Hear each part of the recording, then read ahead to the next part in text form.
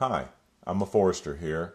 It's almost springtime, and the South is getting ready for the annual invasion of pine pollen.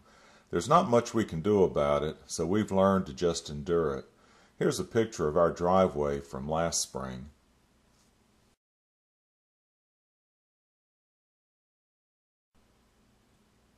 You know, there are actually people who look forward to spring and the annual onslaught of pine pollen, and those people that I'm talking about are tree breeders. This is a textbook that I have from college days, but people that go into this profession put a lot of time and effort into understanding the development of flowers and pine pollen, and this is a guide that we use. I'll show you a short video clip of some of the steps that we take to prepare for the pollen flight. We're trying to bag some flowers for tree breeding, and this is an example of one. It's got 4 flowers right there. These are flowers that are in stage 1, so you can see 4 flowers on that bud.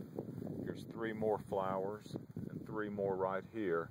This one's going to be a little harder to bag, so for demonstration I'm just going to bag this one right here. It has 4 flowers on it.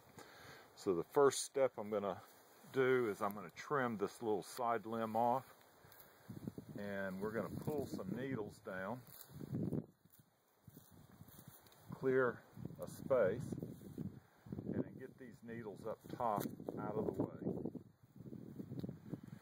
Okay, basically what we're doing is putting a chastity belt on these flowers so that no wild pollen gets to them.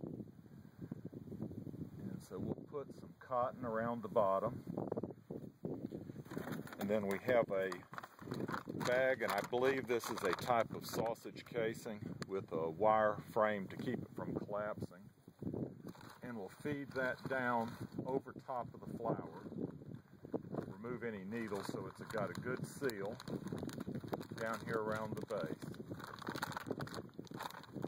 And we want to allow room for that to grow, because when that starts growing this spring, that leader is going to elongate. Okay, we have a twist tie that we're going to put around the base here. Pull it tight, and we like to get limbs that are pretty straight, pointed up, so if it's a side limb that's growing at an angle, it's harder to do. But now that has room to grow. We'll come back and check those flowers. This will basically act like a little greenhouse. So it's going to be warmer, and those flowers are going to develop faster than the ones that aren't bagged. But then in probably a couple of weeks, we'll be back here and we'll insert the pollen on these flowers that we want. And this bag, the purpose of it is to keep the wild pollen that just is in the air from getting to the flowers, and so we'll put the pollen on those flowers that we want. So we were bagging the flowers in stage 2. Stage 2 is when the flowers are standing out, separating from the bud, but the flower is still fully encased within the scales. If it gets to stage 3, it's too late because the flower has started to emerge.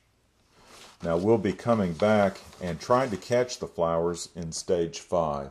Stage 5 is when the flower is fully emerged, the bracts of the flower are standing out at 90-degree angles, and that's when it's most receptive.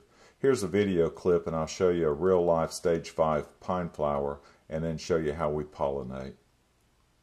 Alright, we're back a couple of weeks after bagging these flowers, and we're looking to see what stage the flowers are in. Here's one that's not bagged, and if you can get a pretty good close-up of that, that's a pine flower that's in stage 5.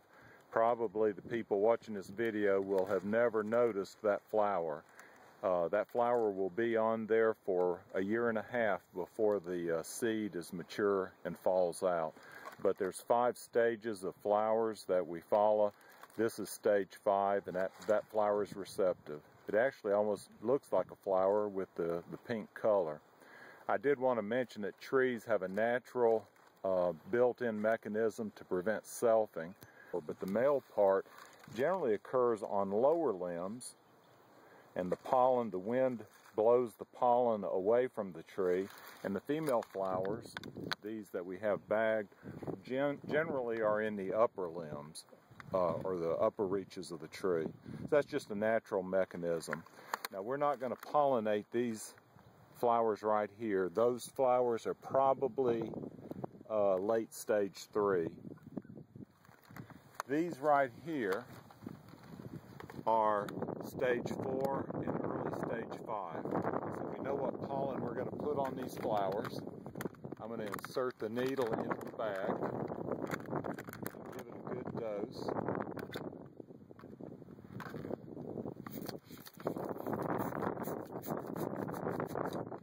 That's probably enough, and then I'm just going to flick it and distribute that pollen pretty well. Now we did make a hole in that bag, so we'll come back in and put some tape over that hole so no other pollen gets in. So that probably pollinated one of those flowers. The others weren't receptive, and we'll come back in a couple of days and give it another shot of pollen.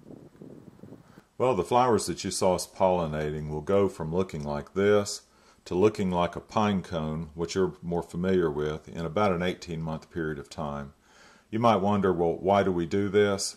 We can develop trees that grow faster, have better form, or straighter, disease resistant, and who knows, maybe even produce less pollen so we don't have to suffer quite as much every spring. I'll close with a short video of some onlookers who keep an eye on us while we're doing our work. Y'all have a good day. Take care.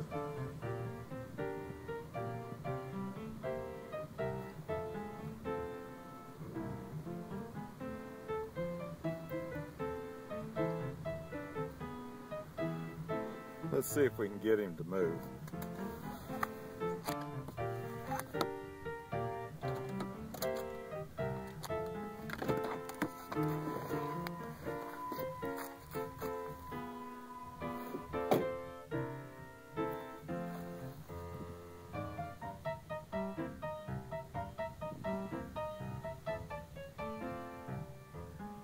He's a baby.